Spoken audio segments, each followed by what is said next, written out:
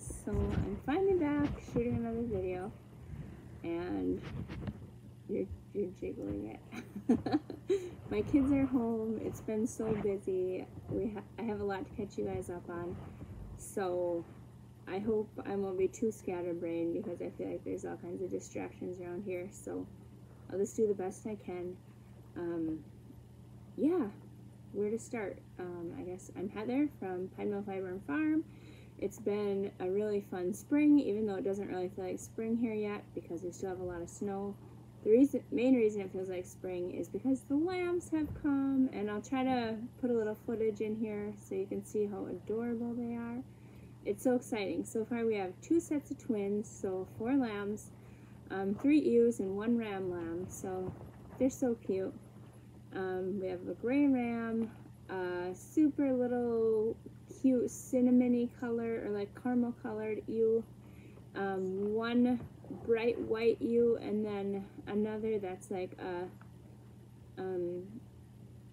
she's just a very light cream color, so with like a little bit of brown on her legs. They're so cute and they're so fun, and it's just fun to have lambs this time of year because there's not a lot going on outside yet. The gardens are still buried under many feet of snow. It can feel a little doomy and gloomy up here still in the Upper Peninsula of Michigan. There's many days where it's still not sunny quite yet. Just kind of dreaming about my gardens, but it helps me to get outside and play with the lambs, and I don't know, it's just kind of a fun spring thing. So I'll share some cute little footage of them. And besides that, we're going to do some more spinning today again, finally. I was debating what project I wanted to take on with the spinning, and it has been fun to come up with an end project. I'm challenging my brain to come up with an end project before I even start spinning, and if you know me, you know that's challenging for me. For one thing, I tend to shy away from commitments like that because I feel like it can like be hard on my creativity if I am like too set in what I'm doing. But on the other hand, I want to become a better spinner so that I can be more intentional with how I spin my yarn, because I've gotten beyond the phase of it just being purely muscle memory, and I want to go to learn how to manipulate to get different weights and different structures of yarn. So that's what I'm going to talk about a bit with you guys today. I'm going to share with you my spinning journal that I finally started, and I'm going to share with you some other knitting that I've been doing. So I got a big pile of stuff, and I hope I remember to cover it all. It's not a ton of stuff, but maybe we'll switch it up today and start with the knitting and then get into the spinning. I hope that doesn't throw you off. You know I don't like to get too overly structured. So before we start spinning and doing fiber prep today, I'm going to share with you my journal that I started.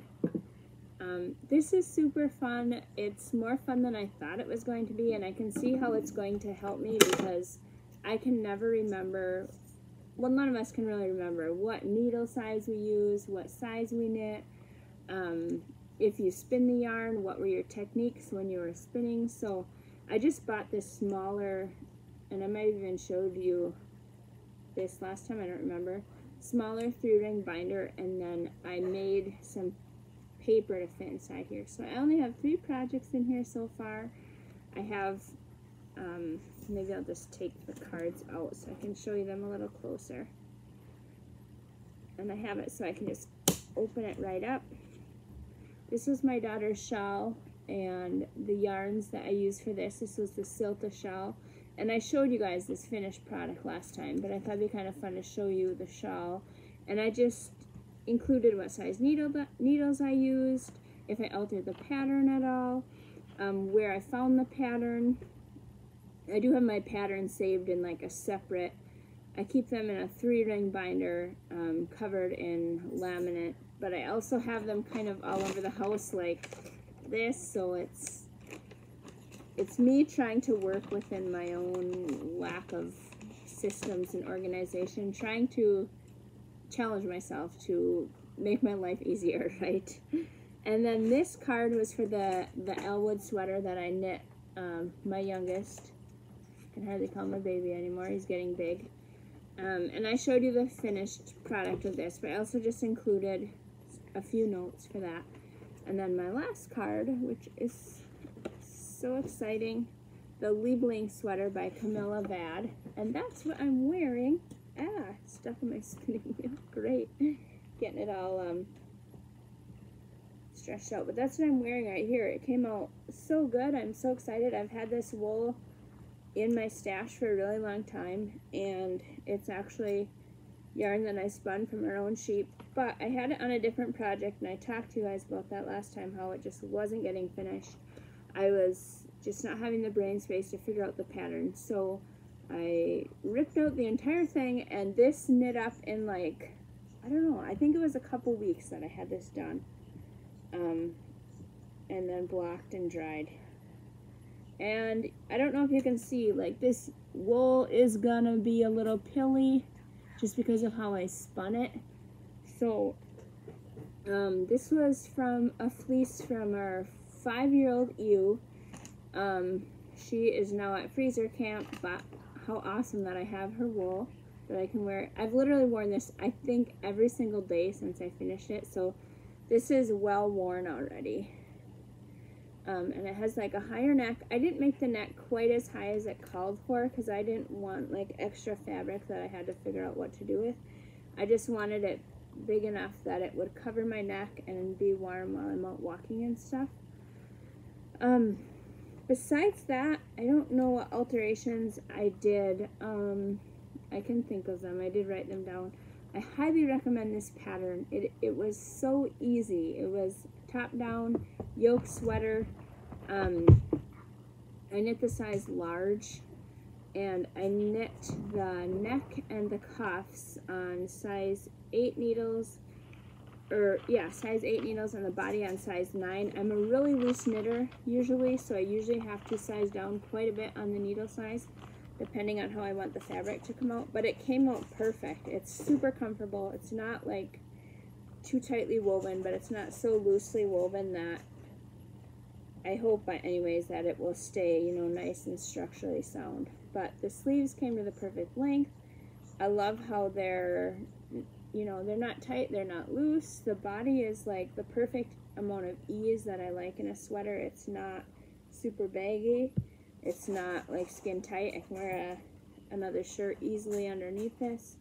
And it's just such a nice fit and shape sweater. I feel like probably for any body type, because it is just such a classic looking sweater, and I plan to wear this all the time for everything, and so far I have. So I'm super excited to have probably my first successful sweater for myself that actually turned out, that actually looks nice on me, and I just have to keep it out of the washing machine, which I hope that won't be hard, but I have shrunk homemade sweater, several of them, in the washing machine, so let's hope that doesn't happen. But anyways, I'm super excited about that. And then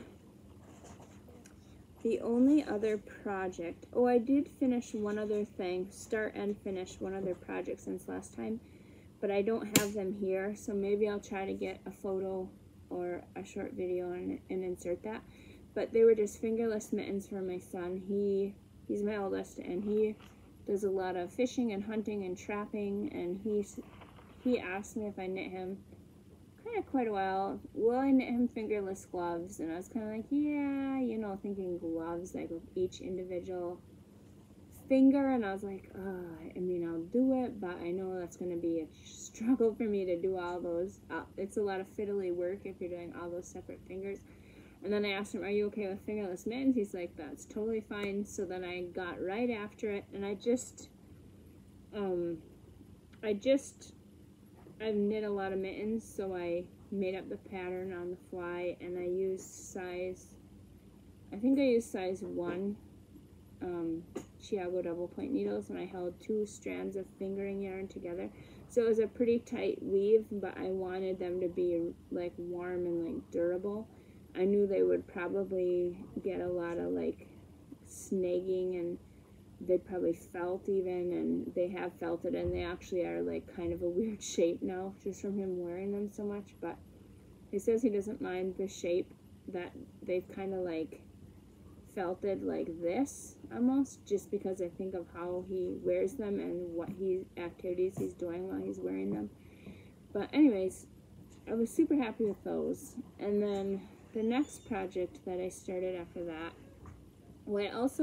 so this wool is from our farm, and this we spun together right here on YouTube, and you can go and find it. It's Pearl's fleece, and it came out so nice. This would be an awesome wool to have a sweater in too. I don't think this would pill quite as much as this sweater. It's a little thinner weight. This is probably more of a DK, whereas this is more of a worsted or a heavy worsted.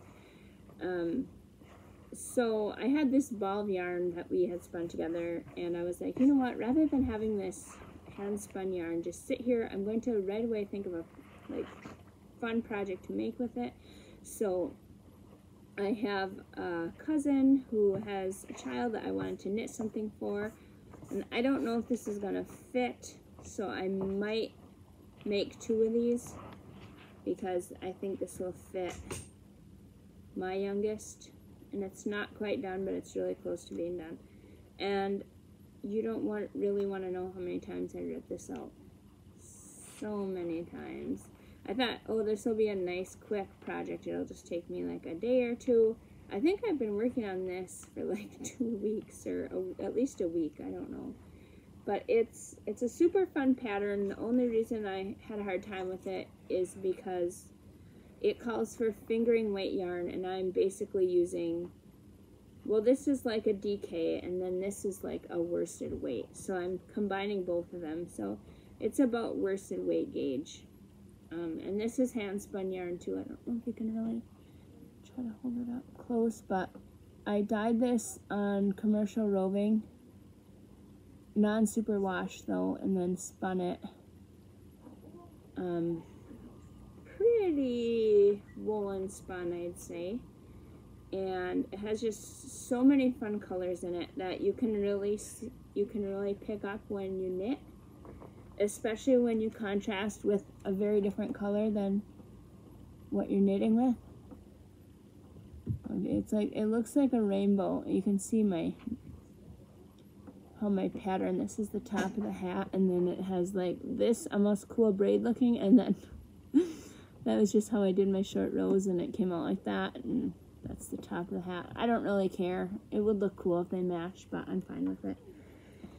Anyways, I think I started saying this is the Bits and Pieces pattern by Vera Valimaki.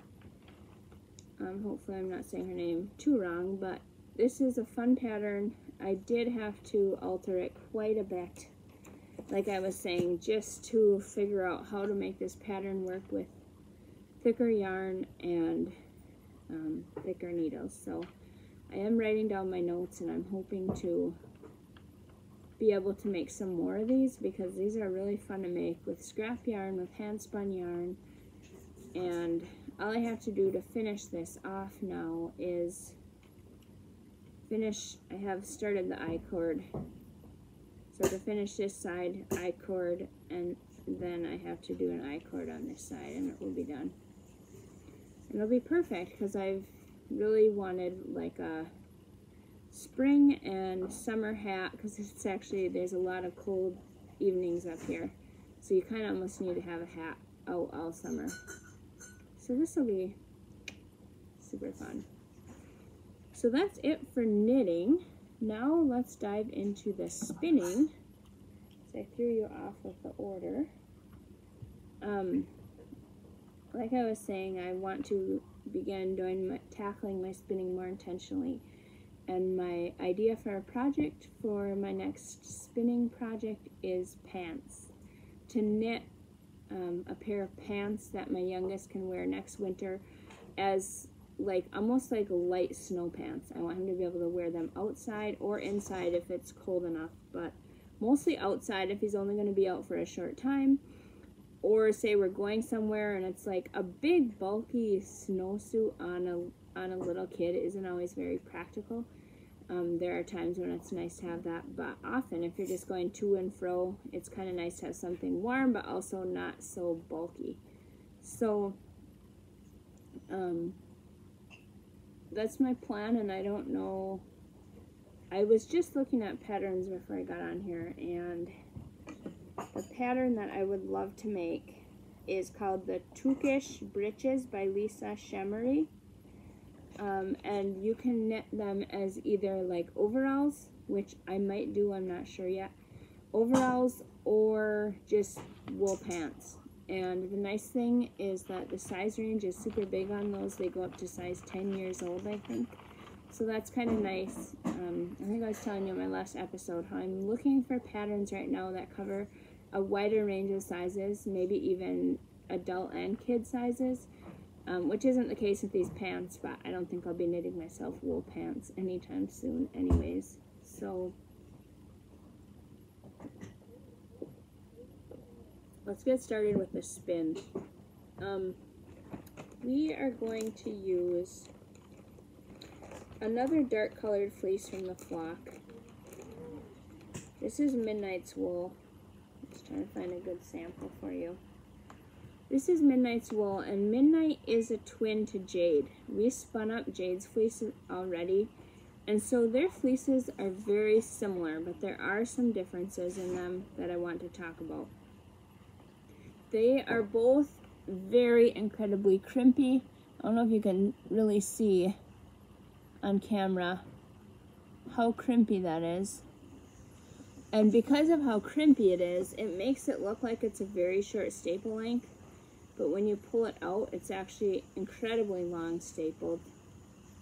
Another difference between their fleeces is Jade's fleece is basically jet black, whereas Midnight, she has a lot of, it looks black from a distance, but when you look at it up close, there's a lot of little silver pieces in there. And when I spin that, it's going to have more of a, it's still like a charcoal gray, but it's not black, right? And I think her fleece will continue to fade through the years. That's what her mom did.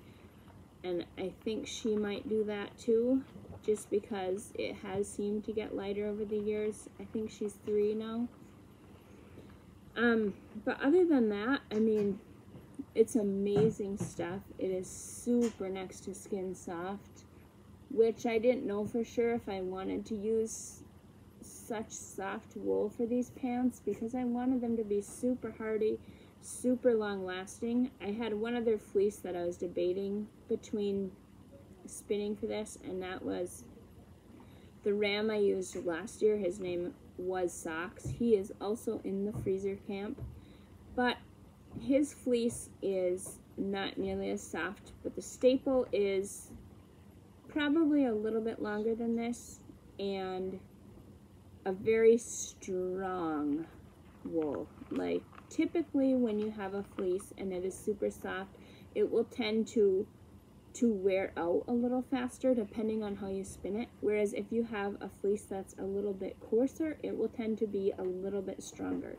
So that kind of helps you guys think about what wool you want to use for what projects. So I was really debating if I wanted to use his fleece for this project, but I settled on Midnight's just because it's so soft. You know, if it comes on his ankles or on his belly at all, it's not going to be itchy. I think it will still be plenty sturdy. I can always patch up if I need to. I'm trying to spin it. Where did my sample go? Oh no! I had a little sample. Oh yeah, here it is. I'm trying to not over twist it, but I tend to sometimes under twist my yarns, and it makes a very soft yarn, but not always quite as durable. But this one I'm hoping to twist up a bit more, and you can see how when those plies go against each other, almost pushes them, I don't know, 45-degree angle maybe, and it just, I think it'll be a little more durable than some of the other stuff I've been spinning. My hands are all greasy, you can see that, because I am spinning in the raw, as usual. My favorite way to do it. Alright, so we are going to just spin up a little bit more of this, just to show you guys how fun and fast and easy this is. I am using my smaller hand carders today just because, I don't know, this is very relaxing to not have to hold on to big carders. These are, or big combs I should say. These are Louette. I think they're the extra fine combs, and they're just so small and portable. I can easily take these somewhere if I want to. Don't look quite as deadly as some of the other combs that I have. They're still sharp though, so you have to be careful. But anyways, let's put some wool on there and see how it comes out. Another thing with Midnight's fleece that I've noticed is that she does have a bit more inconsistency across the fleece. So some sheep will be very consistent, you know, neck to back to rump even. Hers is a little more inconsistent, which isn't necessarily a bad thing. I don't mind that. I think that's part of having an authentic fleece to spin with. I'm not expecting perfection, right? And another thing that does vary a bit on her fleece compared to some of my other fleeces is the staple length. Like some of these pieces I'm taking out is just, whoa, massive. And then some of it is quite a bit smaller. And it could just be that this is like from her neck wool, so much more crimpier. So you will run into that sometimes too when you buy a fleece, and don't be alarmed. Of course you want to buy something that when you receive it, you want it to be what you were expecting, but look at how different the staple length even just appears from looking at that. But yet when I stretch this out, it's up to there. When I stretch this out, it's up to there. So this piece is way bouncier than this. Oh wow, look at that. I just got a coffee drink delivered. Thank you, sweetheart. That was a treat. So look at that. It's super interesting. Just the actual properties of the wool can vary so much, even just on one fleece. But yet this will all blend together and make excellent yarn. Some people like to take the separate parts of the fleece and use the different parts of the fleece for specific projects. So they use like the more coarser wool for their outerwear, and then they'll take that neck wool and use that for something really close to their skin. I don't really have the patience to do that so much. Not only that, but when I sell my fleeces, I just sell them in half-pound increments.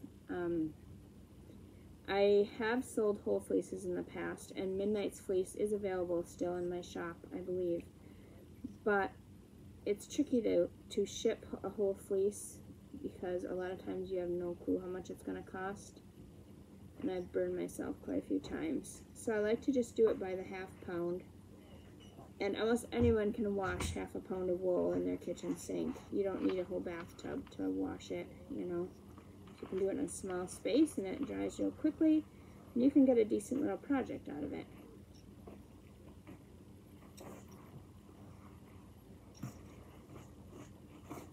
Let's see.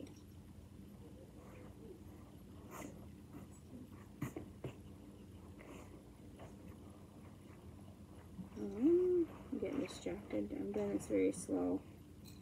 I'm not in the mood to be too speedy right now.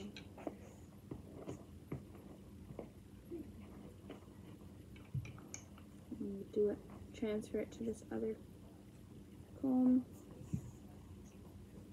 So because this fleece is pretty fine, I was a little bit having a hard time spinning it to a bigger, like a thicker thickness. Like I kept wanting to go very fine with it. I had to adjust my ratios and how fast the bobbin was taking up the fiber, just so that I wouldn't take it to a super thin yarn. The pattern that I'd like to do calls for worsted weight yarn, so that's perfect. That's what I would like his pants to be. We'll see if I can achieve that. So I would probably typically have a little more wool on here than that, but these combs are pretty small, so you don't really want to overpack them. So now I'm just taking this off, and I like to try to take it off somewhat evenly, but it's not that big a deal if it's obviously not going to be perfect. Uh-oh, the dogs are chasing the kitty. They're playing with her. Alright. So there's a nice little piece of roving, and it's pretty clean. She was jacketed, so there's not much veggie matter, and her fiber, it's kind of crimpy, and it is kind of like, it's not a really, how do you explain it? Some crimp is like very together and all the same. Hers isn't, so it tends to, I don't know how to explain it. You kind of gotta, if you want a real consistent yarn, you kind of gotta watch your drafting for that reason. It's amazing stuff though, and it spins up so easily. Because it spins so easily, I go so quickly to my standard spin, because if my mind wanders, I stop making what I want to make, and I make my usual. But I'm trying to match it to this. So every once in a while, I'm just going to stop and kind of ply back and see where I'm at, and I'm pretty close.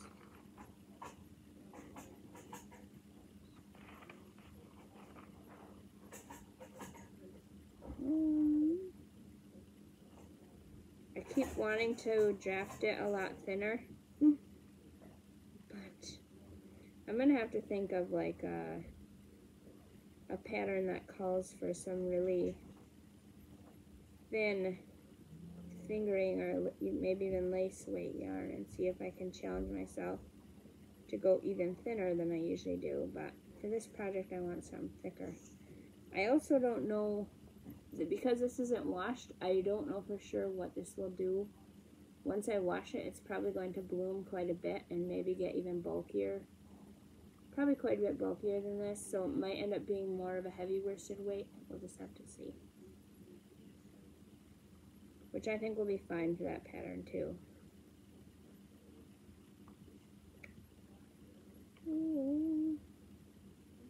I definitely want to go faster than where my wheel is taking me, but if I go too fast, I'm afraid I will stop paying attention to what I'm doing.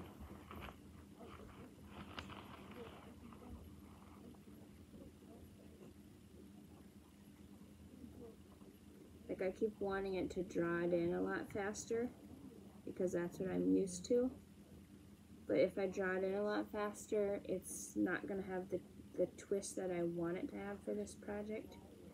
So I have to, I want my feet to just start going faster and faster so that it draws it in faster, but I have to remind myself that's not what I'm trying to do here. I'm trying to create a little sturdier yarn, but still keep it soft. I don't want to make a wire brush. I think it's going to be really nice.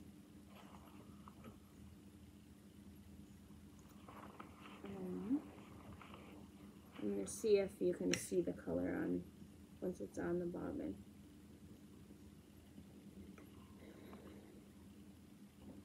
If you can see that there is some, I don't know, my camera's not the best. I don't think it's going to focus that great. It looks really black in the camera, but when you look at it in person, you can definitely see some more of those silvery flecks in there. And you can also see a little bit of brown, just because from her tips fading just a little bit.